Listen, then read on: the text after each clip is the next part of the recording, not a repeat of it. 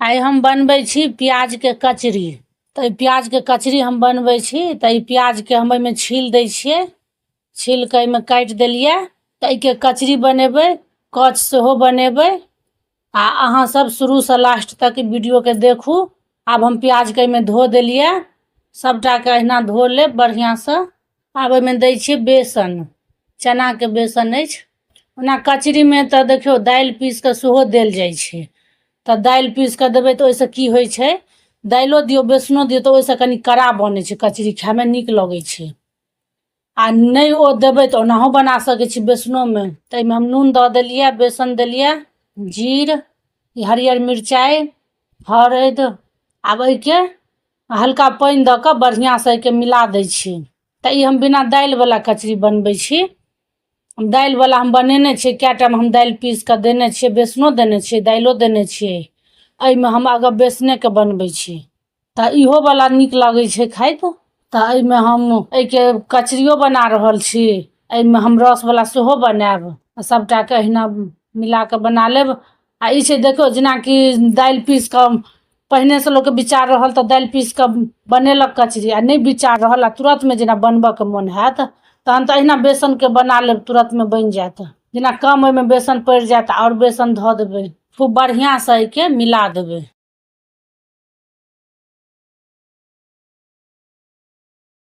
अब के मिला के रख देलिए। अब जाय छै के बनेबै। लोहिया में तेल द दै छियै, सरसों तेल छै। अब ई कचरी बना बना के द देबै। अब एमे कचरी बना के ध दै छियै। एमे गोलो डिजाइन बना सकै छी, चौड़ो बना सकै छी।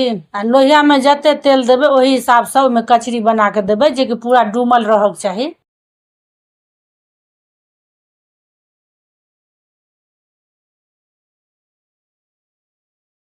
अब के उल्टा दै छियै।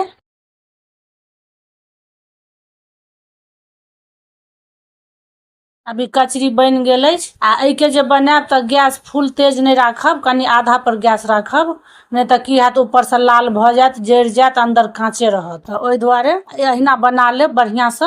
अभी हम एके रस बनबै छी। ई भात सने बना के खा सकै छी, रोटी सने जेना मन हुआ तेना खा सकै छी। एमे जीर देलिए, तेजपात देलिए, तेल छलैहे पहिने से। ई प्याज अछि काटल, आ प्याज के भूज दै छियै।